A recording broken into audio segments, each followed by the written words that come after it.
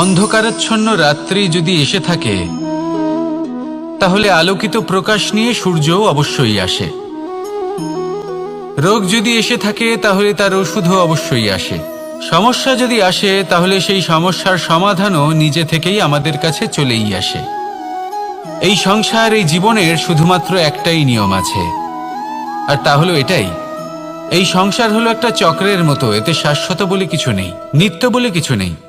আর যা কিছুই রয়েছে সব বদলাতে চলেছে। যদি আপনার জীবনে দুঃখ থাকে, সমস্যা থাকে, যদি আপনি বিপদ দ্বারা আচ্ছন্ন, তাহলে মনে রাখবেন সবকিছু বদলে যেতে চলেছে।